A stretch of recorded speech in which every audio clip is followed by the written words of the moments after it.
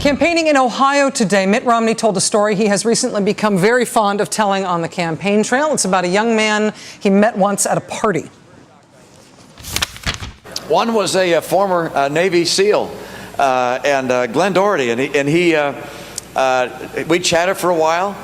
He came from Massachusetts, where I'd been governor, and had family there. He also had skied in some of the places, snow skiing, that I had found during the Winter Olympics in Utah that I'd skied at, and we had a nice chat together. The man Mr. Romney is talking about there is Glenn Doherty. Glenn Doherty is the former Navy SEAL who was one of the 4 Americans killed in the attack on the American consulate in Benghazi in Libya in September. Mr. Romney told that same story about meeting Mr. Doherty. He told it again yesterday while he was campaigning in Iowa. He skied a lot. He skied in some of the places I had, and we had a lot of things in common.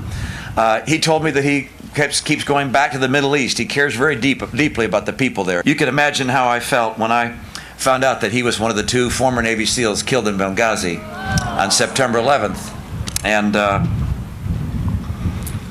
it touched me, obviously, as I recognized this young man that I thought was so impressive. He according to the reports on CNN International that I read, he was actually in a different building, in an annex, a safe place somewhere else across town, when he and his colleagues there heard that the consulate was under attack. And they went there. They didn't hunker down where they were in safety. They rushed there to go help. This is the American way. We go where there's trouble. We go where we're needed. And right now we're needed. Right now the American people need us. Politicians repeat the same stories on the campaign trail all the time. That is not what is uncomfortable making about what Mr. Romney is doing here. It's not the repetition that is the issue. Well, part of the problem is Mr. Romney equating his running for office with the bravery Mr. Doherty had displayed trying to save lives in the face of the armed attack in Benghazi. Right now the American people need us, he said. After talking about all these other things that he had in common with Mr. Doherty, like Massachusetts and skiing, he compares what he's doing now with what Mr. Doherty did in Benghazi. They didn't hunker down where they were in safety. They rushed there to go help. This is the American way. We go where there's trouble. We go where we're needed. And right now we're needed. Right now the American people need us. If you think it takes the same kind of bravery for this guy to run for president as it was brave of this former Navy SEAL to respond the way he did to an RPG and mortar attack in Libya, then this was maybe an inspiring moment for you in Iowa. Otherwise, it is probably something else. Since it's become clear that this was going to now be a repetitive standard part of Mr. Romney's stump speech, Glenn Doherty's friends and family have begun speaking out against Mitt Romney and the Romney campaign for using Mr. Doherty on the campaign trail in this way. An old friend of Mr. Doherty's gave an interview to a Seattle radio station yesterday, giving what he said was Glenn Doherty's take on that meeting he had with Mr. Romney at that party. His friend said Mr. Doherty told him that Mr. Romney kept introducing himself to Doherty over and over again, forgetting that he had just met him, and that Mr. Doherty found that pathetic.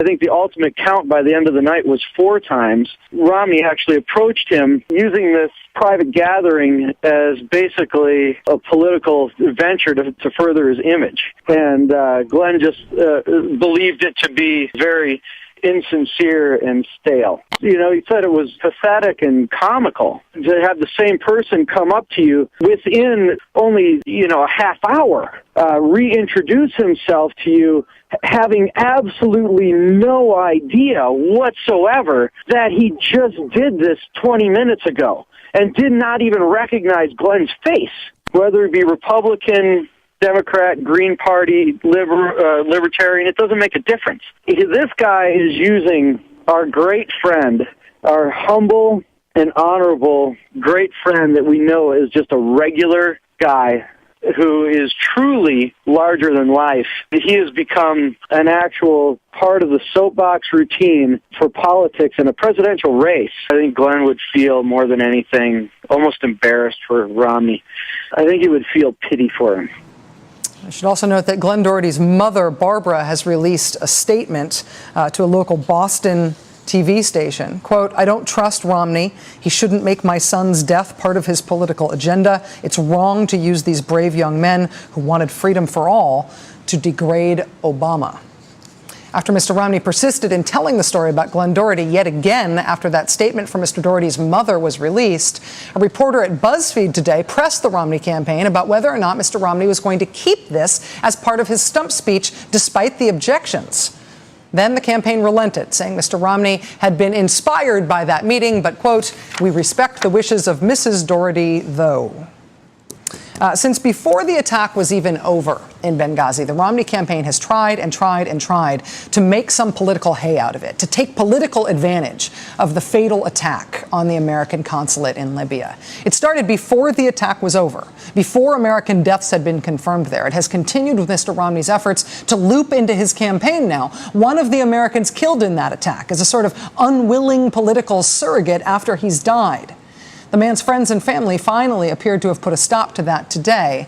But the effort to politicize this attack, to get partisan advantage out of this attack on an American interest and the death of 4 Americans abroad is also happening now in Washington, where a congressman who is a Romney surrogate, Utah's Jason Chaffetz, convened this hearing today in Washington. The House is not actually even in session right now, but Jason Chaffetz of Utah says he had to step in to ensure more security in Benghazi, more resources for diplomatic missions. I believe personally, with more assets, more resources, just meeting the minimum standards, we could have and should have saved the life of Ambassador Stevens and the other people that were there. Republican Congressman Jason Chaffetz speaking at this hearing today. You should also note that this is Jason Chaffetz, the same guy, speaking in an interview today on CNN. Watch. Is it true that you voted to cut the funding for embassy security?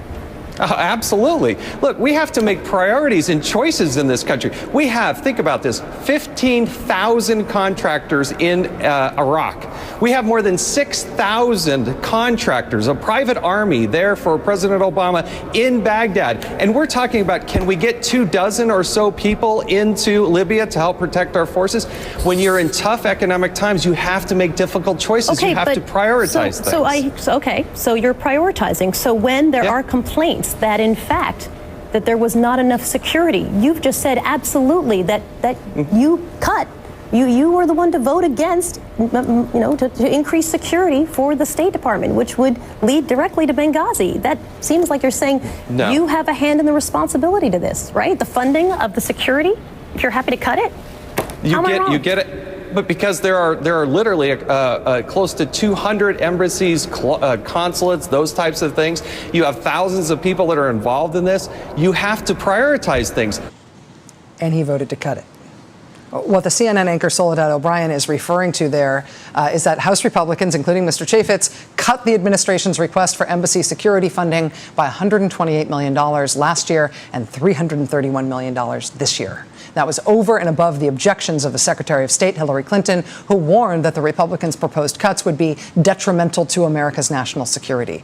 Republicans said, nah, they didn't mind. They would not. They did not think those things would hurt national security. And now, 27 days before the election, they are holding grandstanding hearings about under-resourced security, where there ended up being an attack.